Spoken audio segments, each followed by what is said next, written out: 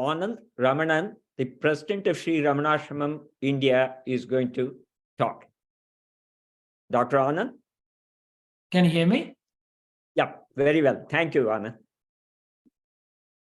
Antaryasya bahirvitu tatimiram jyotirmayam shashvatam sthanam prapya virajate vinamatam ajnanam unmulayan pashyan vishmapita mullasati yo vishvasya pare paraha tasmai Shri Ramanaya loka guruve shokasya hantre namaha tuppari villa ippira penpayan uppidavayen Arunachala.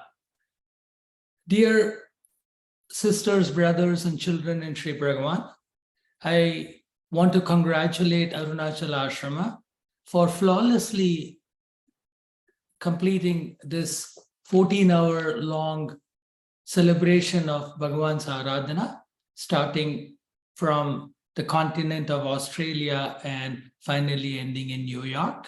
And the good thing of seeing me is, you know, it's getting over soon. Friends, the Aradhana was celebrated in Ramanashramam on April 18 with traditional pomp and fervor.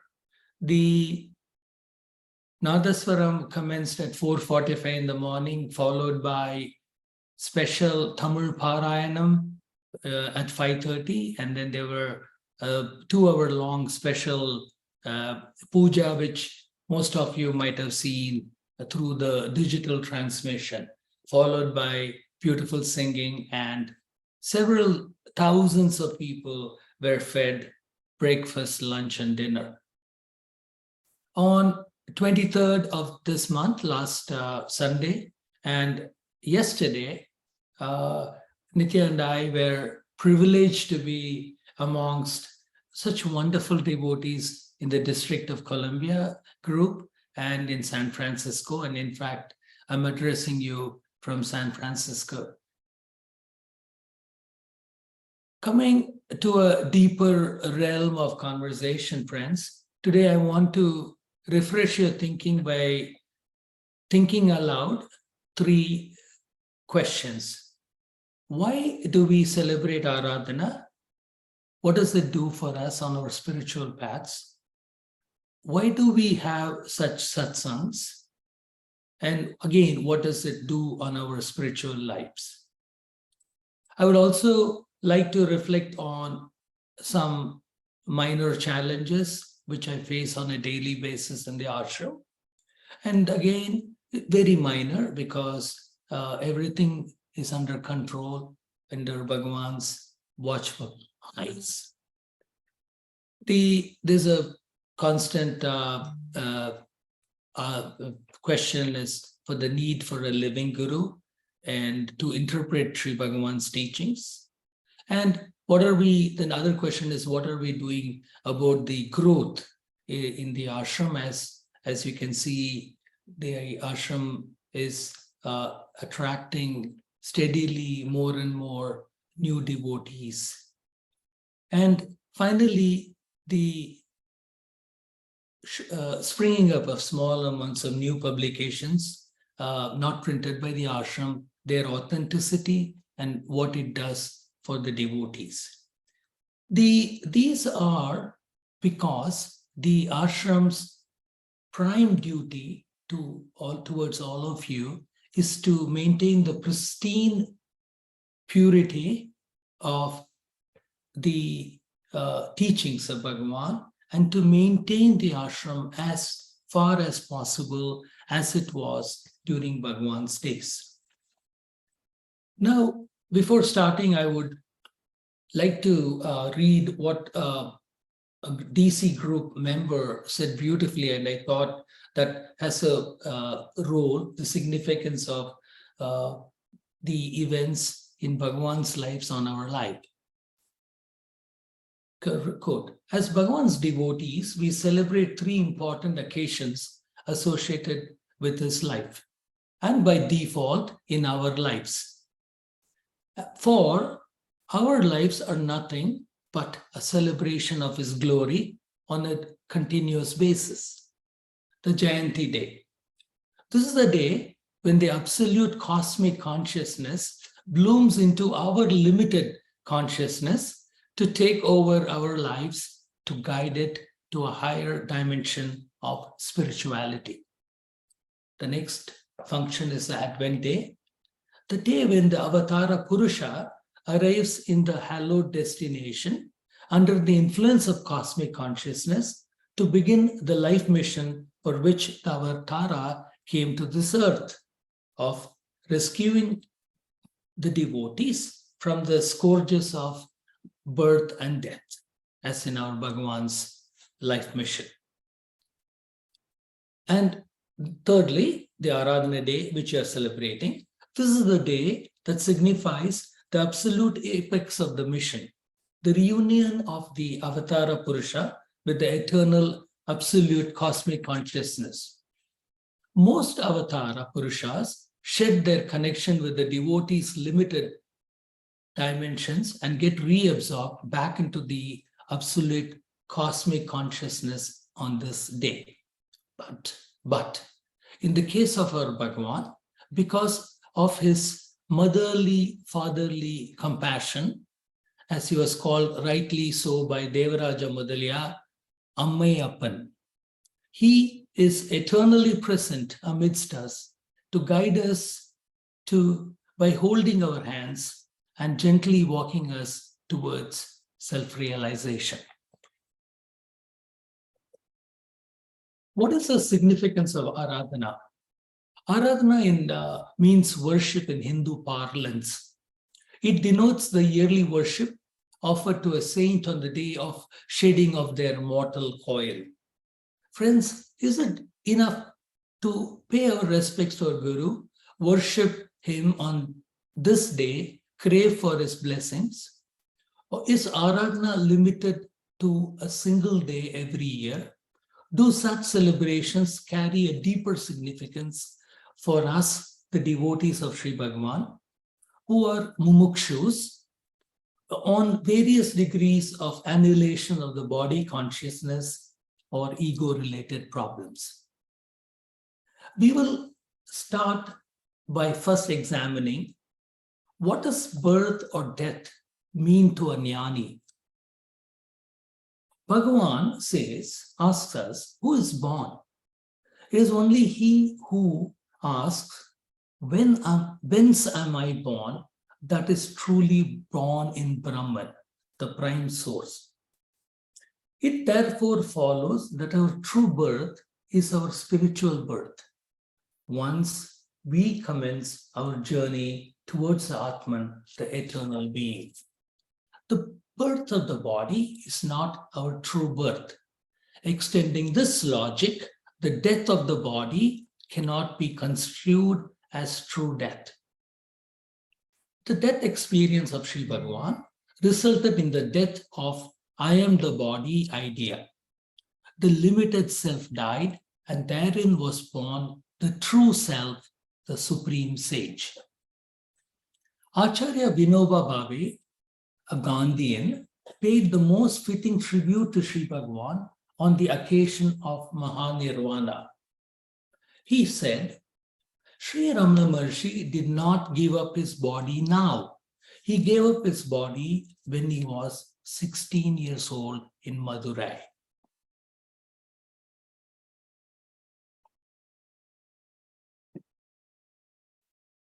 Vinoba Bhave put the incident in proper perspective, emphasizing the truth that Sri Bhagavan, Bhagavan's presence, transcended his physical frame. His physical death was just the disappearance of his body. The Supreme Self remains untouched, as powerful as ever. This is why Bhagavan counseled his grieving devotees, testifying to his timeless presence when he said, where can I go? I'm always here. An understanding of the true significance of Bhagavan's Mahanirvana will result in the observance of Aradhana becoming a day of great significance on the spiritual journey for all of us. Only upon the death of I am the body idea does our true birth commence. It is when the birth of knowledge, Atma Vidya, occurs. It is when the journey of the establishment of the true being in the spiritual heart, the Hridayam, commences. Friends, birth and death are only two sides of the same coin. The boy Venkataraman had to die at the age of 16 for the supreme sage, Sri Ramana Maharshi, to be born for eternity. Friends, therefore, the real question for all of us today is whether we are prepared to give up our egos, let it die, so that the true I will take new birth.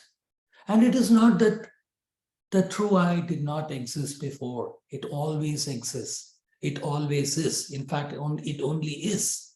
But we who are occupied with our little selves are hardly aware of its presence. It is only upon the death of the ego, the giving up of I am the body idea, that we become fully aware of it. The Aradhana of the Sadguru becomes the instrument of inner transformation if on this day we renew our pledge to pursue the truth, our Guru's teachings with dedicated passion. On the day when we are celebrating Aradhana, let us resolve to rededicate ourselves to die to our ego and be born anew in the eternal self. Coming to the second question, why are we celebrating such a beautiful satsang, and what does it do for all of us on the spiritual journey? Satsang traditionally has been meant to keep holy company, association with the good and the wise. Satsang derives its meaning from the etymological meaning of the word Upanishad, that is to sit closely or near a guru, a teacher, and the sages impart the teachings who disciples sitting steadfastly near them. Bhagavan gave a wider, more subtle and a meaning which is meant for these modern days, the digital ages. He said, this is also meaning steadfastly sitting close to the inner self. Bhagavan said the real being is the self, and no physical form of the guru is needed for satsang. The flow of the power from the guru to the disciples can be received by anyone whose attention is focused on the self. Distance is no impediment to its efficacy. So, satsang means association with the being.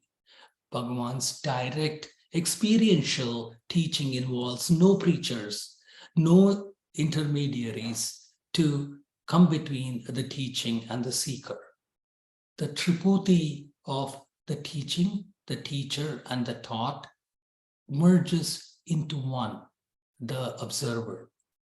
This is directly experienced by all of us, even through digital means, all of us who are attending this global online satsang.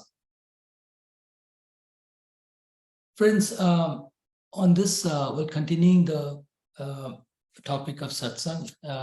As I said, I'd like to be known as a satsang president of Sri Ramana Ashram. Periodically encourage visiting devotees who ask me what they should do when on returning back to their countries.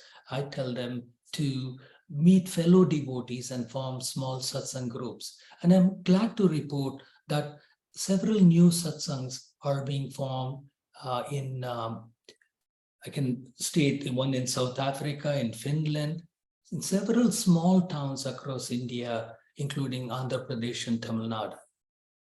Bhagavan's teachings are most suited for this digital age. Even in his time, his grace had no boundaries.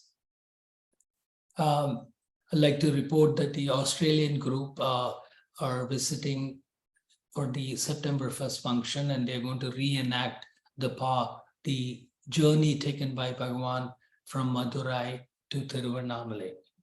Recently, I was privileged to attend a satsang in a town in southern Tamil Nadu, Ambasamudaram. And what impressed me was the devotees were from every socio-economic strata, and it was such to experience Bhagavan through their eyes, through their emotions, was really a fascinating experience.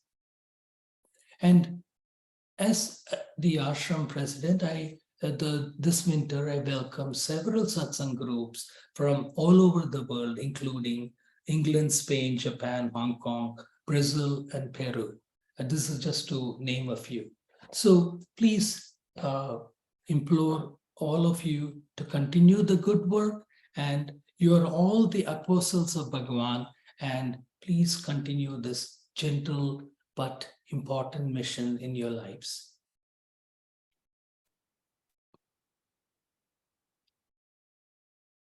The third question I have to address is the need for a living guru. As asked by very few people, but we have to bring this important issue to the fore. They feel the need, some people asked what my thoughts are and the ashram thoughts are for the need for a living guru to interpret Bhagavan's teachings. Friends, even in Bhagavan's time, his grace had no boundaries, no limitations. And why I'm saying this, my answer to all of them is the ashram has the living presence of Bhagavan. And so there is no need for any living human being to interpret his teachings. So a devotee of Sri Bhagavan found himself once in a life-threatening situation during his time. When he prayed for help, Bhagavan came to his rescue. And on his next visit to the ashram, the devotee thanked Bhagavan for coming to his rescue. And Bhagavan replied, "The Guru need not know. The one universal consciousness takes a particular form that the devotee calls out for, and that is dearest to him, and comes to his rescue." Friends, we are all here because Bhagavan has chosen us to be his devotees and not the other way around. The power which attracts us is not ours to decide. Bhagavan is the fire of knowledge, and all who come to him with genuine desire for enlightenment will be burnt clear of their predispositions, vanities, and ignorance.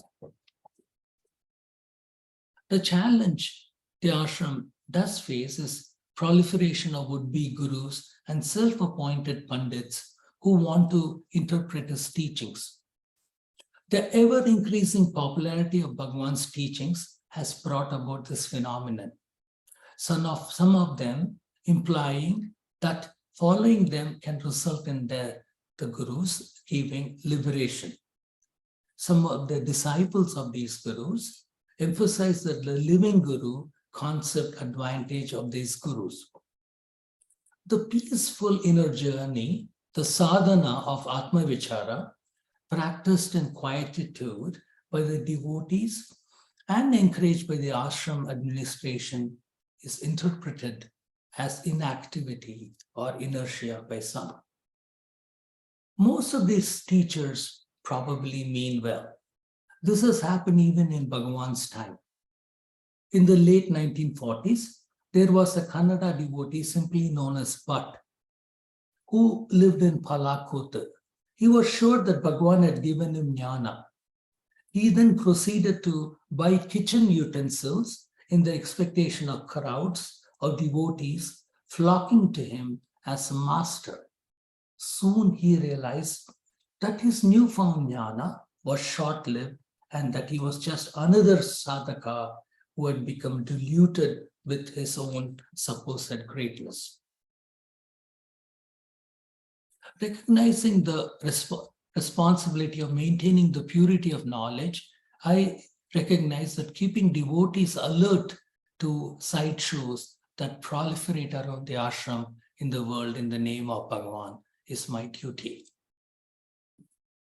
This Messiah-like illusion of these new teachers is akin to the Jerusalem syndrome, which affects quite a few visiting the other Holy Land. Jerusalem, there is a special psychiatric ward for such unfortunate would-be teachers, delusional about their importance and spiritual knowledge. Our answer to genuine seekers is that in the ashram is the constant living presence of Bhagavan. Bhagavan warned the devotees even during his lifetime of attaching importance to his physical body, saying that it will disappear one day from the earth. Similarly, the living gurus of today will also meet the same fate. So, do these seekers then keep looking for the next living guru? What do they hope to gain from such association? Instant liberation? Friends, we will lose our one shot at moksha. We lose that aspirational aspect of Bhagavan's teachings. For one day, we will also be bodiless. So we want to be muktas when we are no longer in our physical body. And so Bhagavan avatara is precisely for that, to give us all the eternal moksha.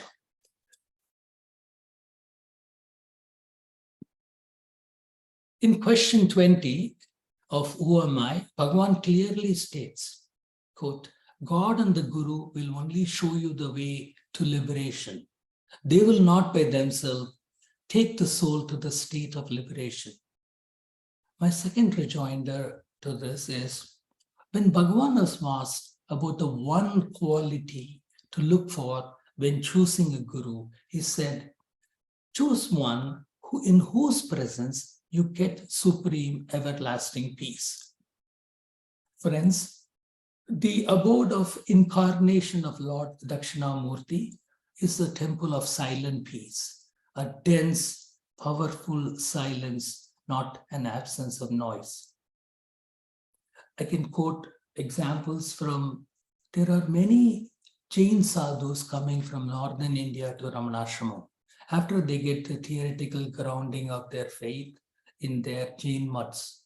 And the reason they tell me is, in Ramanashram, as opposed to other places where they have to wait 10-15 minutes before getting inner peace, in Ramanashram, wherever they sit, even amidst crowds, the next second or the next few moments, they settle down into deep inner bliss. So, if it is good for them, why not for all of us?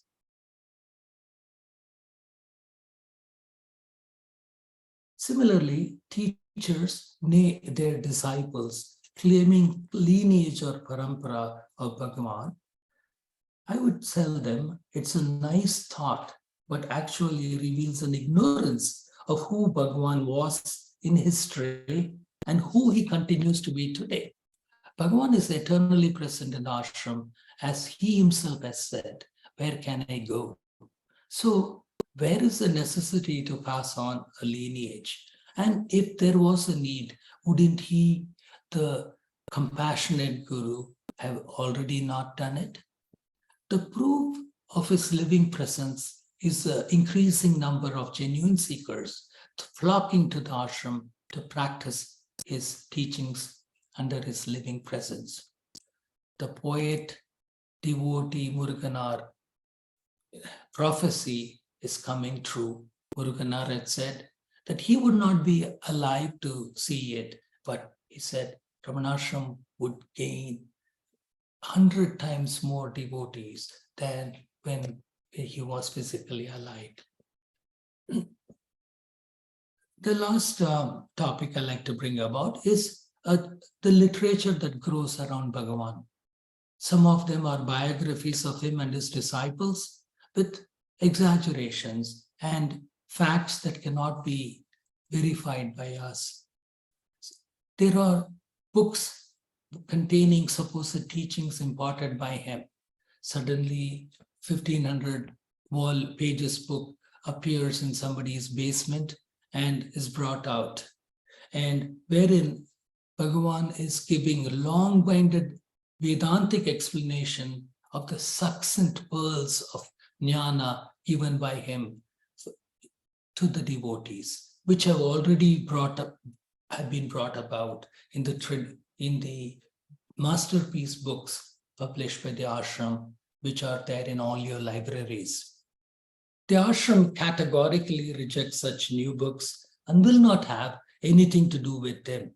My humble request to all of you is to stick to the genuine books and avoid being sidetracked on your spiritual journey.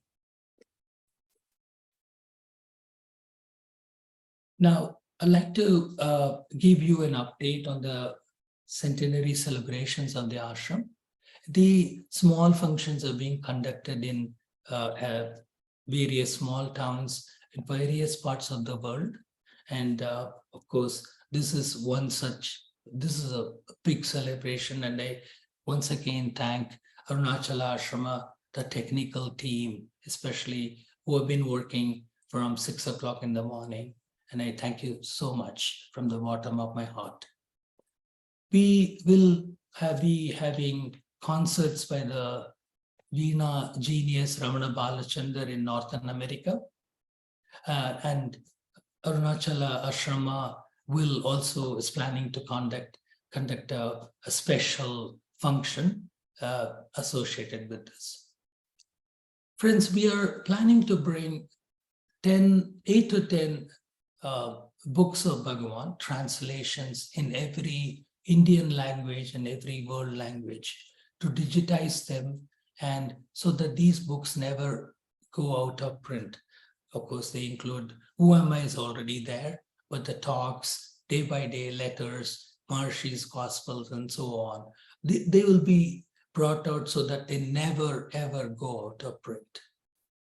We will, of course, encourage the formation of new satsang centers. Coming to the ESG matter, we will try to improve the water levels in the Tirunavai by working with the municipality to make the columns, the water ponds, deep, and so that the ground level comes up. The special pond is being constructed near the ashram dispensary. That's a new pond, and that will be a thing of beauty. And I hope all of you visiting the ashram in the next few, by September, it should be ready. And hopefully, if we get good summer rains, it'll fill up and it'll look beautiful. 22 new guest rooms are being completed with family rooms, and another 18 are in the work. Good 2-bedroom quarters for the staff who service in the background is being completed. An AI quality search with the options of searching Bhagavan's books, the Call Divine Mountain Path, is being developed. Friends, I'd like to conclude you. The ashram is a living organism, not a static machine. One person, with a degree of sensitivity, will sense a difference in the air. It is as if one enters another realm where there is perfect order without rules. The ashram has a purpose, and that is to elevate those who actively want to go beyond their mechanical states of mind so that they can get a glimpse of their own higher being, unimpeded by distractions. Over the decades, millions of people have passed through the portals and have contributed to the sacredness which pervades the grounds of the ashram. Their intention has made it easier for us to walk in their tracks. Friends, like any living organism, the ashram is created anew each day. Our thoughts, our emotions and aspirations, our prayers, our sadhana sustain the ashram and renew it so that it remains fresh and pertinent to our ideals. The ashram continues to be the transformative apparatus, our aspirations, combined with the methodical practice of his teachings, elevates us to a higher level of reality and being, resulting in self-realization for all. Om Namo Bhagavate Shri Ramanaya. Thank you for your attention.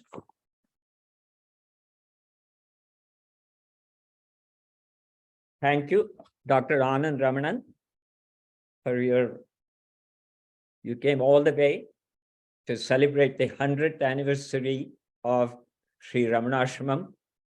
Thank you very much. And I'm very sure we will see you more this year to visit the different centers and also the Arunachala Ashram.